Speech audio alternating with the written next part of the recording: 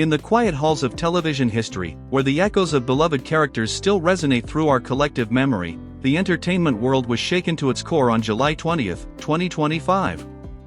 Malcolm-Jamal Warner, the talented actor who captured hearts as Theo Huxtable on The Cosby Show, tragically passed away at the age of 54 while on a family vacation in Costa Rica.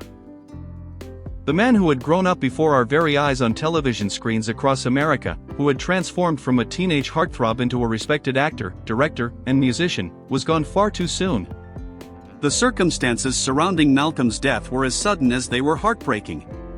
According to Costa Rican National Police, Warner drowned near Cockles, a beach in Limon, Costa Rica, after being caught in a high current while swimming. What was meant to be a peaceful family getaway turned into an unimaginable tragedy when the ocean claimed the life of someone who had brought so much joy to millions of people around the world.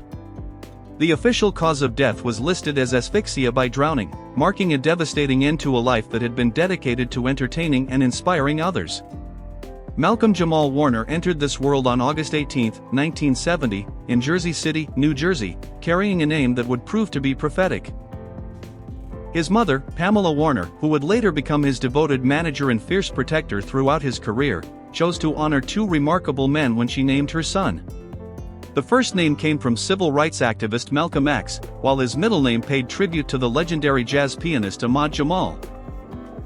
This combination of activism and artistry seemed to foreshadow the path that young Malcolm would take, becoming not just an entertainer but a voice for social consciousness and creative expression. Growing up under the loving guidance of his mother in what would eventually become Los Angeles, California, Malcolm showed an early fascination with performance and storytelling. At just 9 years old, he began taking acting classes, his natural charisma and talent immediately apparent to anyone who watched him work.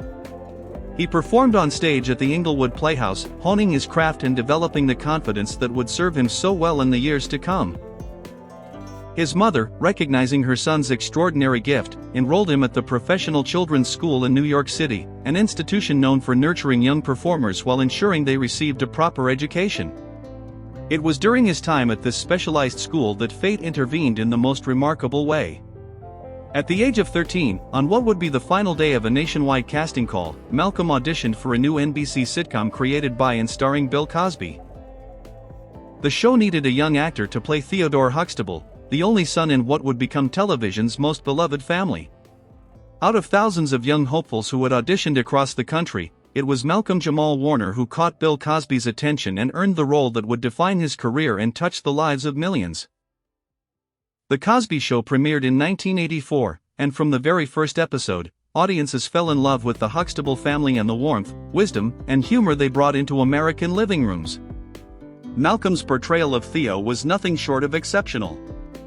He managed to capture the essence of teenage life with such authenticity and charm that viewers saw themselves, their children, or their younger selves in his character.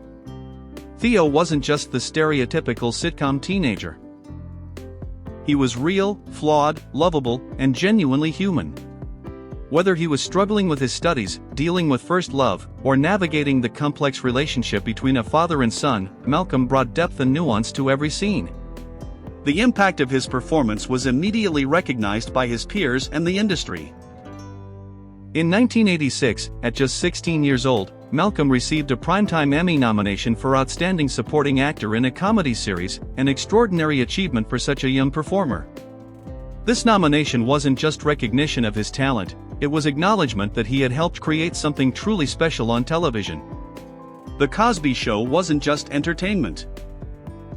It was a cultural phenomenon that changed the landscape of American television by presenting an affluent, educated African American family in a way that had never been seen before. For 8 seasons, from 1984 to 1992, Malcolm grew up in front of America. Viewers watched as the awkward teenager transformed into a confident young man, and Malcolm's own growth as an actor paralleled his character's journey. The show's success opened doors that had previously been closed to many African American actors and writers, and Malcolm was keenly aware of the responsibility that came with being part of such an important cultural moment. He handled this pressure with remarkable maturity, understanding that his role extended far beyond entertainment into the realm of representation and inspiration. When The Cosby Show finally ended its remarkable run in 1992, Malcolm faced the challenge that confronts many child actors, transitioning into adult roles while escaping the shadow of their most famous character. Rather than retreating from the spotlight, Malcolm embraced this challenge with determination and creativity. In 1996, he took on the starring role of Malcolm McGee in the UPN sitcom Malcolm and Eddie, alongside comedian Eddie Griffin. This show allowed him to showcase his comedic timing while also taking on responsibilities as a director and producer, skills that would serve him well throughout his career. Behind the cameras, Malcolm was discovering new passions and talents. He began directing episodes of various television series, including The Cosby Show itself, All That, Kenan and Kel, The Fresh Prince of Bel-Air, and Sesame Street. His work as a director demonstrated his understanding of storytelling from multiple perspectives and his commitment to nurturing the next generation of performers. One of his most important directorial efforts was the AIDS awareness video Time Out, The Truth About HIV, AIDS, and You, which featured Magic Johnson and Arsenio Hall and earned Malcolm the NAACP Key of Life Image Award. Throughout the 2000s and 2010s, Malcolm continued to evolve as an artist, taking on increasingly diverse and challenging roles. He appeared in the post-apocalyptic series Jeremiah on Showtime, showcasing his ability to handle dramatic material far removed from his sitcom roots. He had memorable guest appearances on shows like Community and The Fresh Prince of Bel-Air, each performance demonstrating his range and versatility as an actor. His role as Sticky, the VP of the motorcycle club The Grim Bastards, on the critically acclaimed series Sons of Anarchy in 2014, proved that he could inhabit complex, morally ambiguous characters with the same authenticity he had brought to Theo Huxtable decades earlier. In 2011, Malcolm took on perhaps his most personal project when he created, produced, directed, and starred in the BT sitcom Read Between the Lines alongside Tracy Ellis Ross. This show, which ran until 2015, allowed him to explore themes of marriage, family, and professional success from an adult perspective. His portrayal of Dr. Alex Reed earned him an NAACP Image Award for Outstanding Actor in a Comedy Series in 2012, proving that his talents had only grown stronger with time and experience. More recently, Malcolm had found a new home on the Fox medical drama The Resident, where he portrayed Dr. AJ the Raptor Austin. Originally joining the show in a recurring role at the end of the first season, his performance was so compelling that he was promoted to a series regular.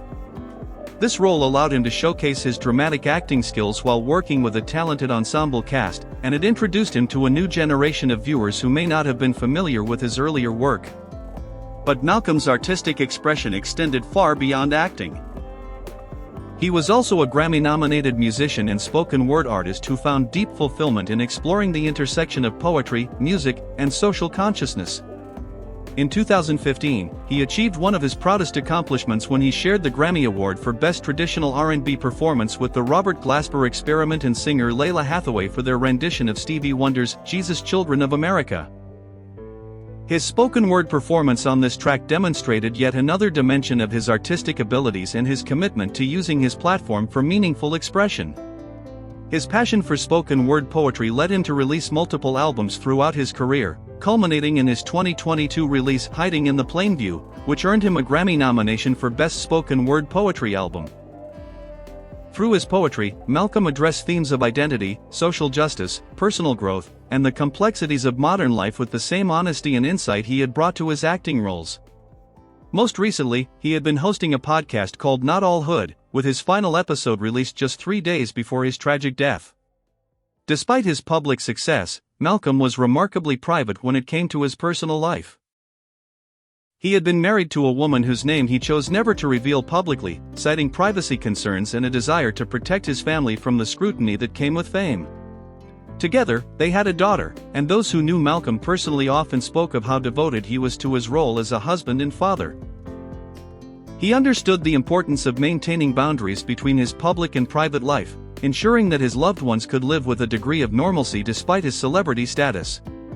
His approach to relationships was deeply influenced by his experiences in the entertainment industry and the losses he had endured. He had been in a relationship with actress Michelle Thomas, who portrayed his girlfriend Justine Phillips on The Cosby Show, until 1994. When Michelle tragically died of cancer in 1998 at the young age of 30, Malcolm was at her bedside, demonstrating the loyalty and compassion that characterized all of his relationships. He later had a 7.5-year relationship with actress Karen Molina-White and dated actress Regina King from 2011 until March 2013, before eventually finding lasting love with his wife. Throughout his career, Malcolm had been refreshingly honest about the complexities of being forever associated with The Cosby Show, especially given the later controversies surrounding Bill Cosby.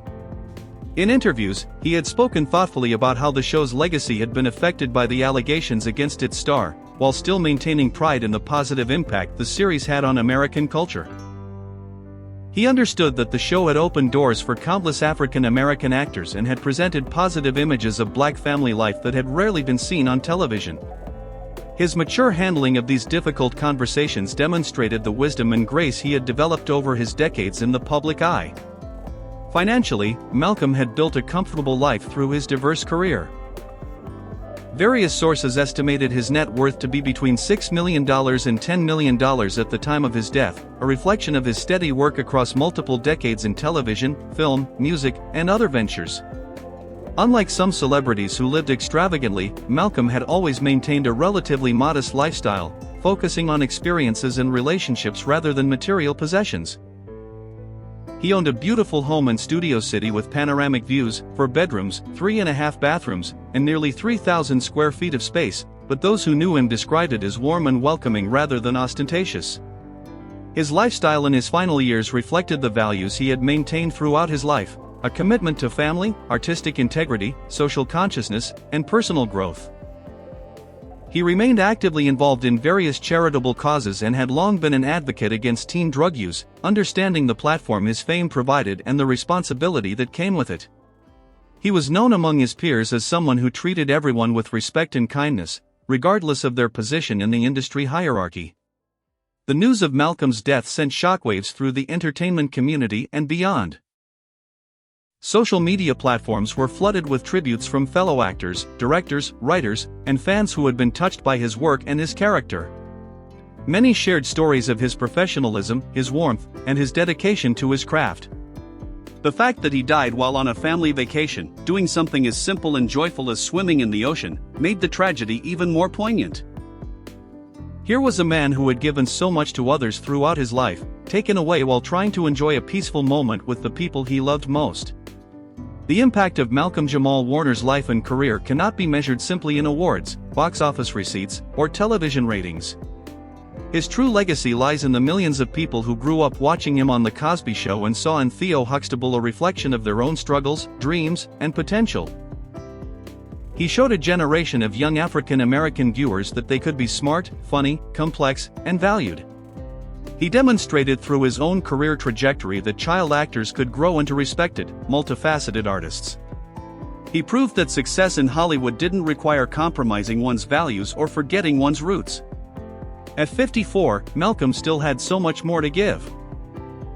He was in the prime of his career, with recent successes on The Resident and his spoken word albums demonstrating that his creative powers were stronger than ever.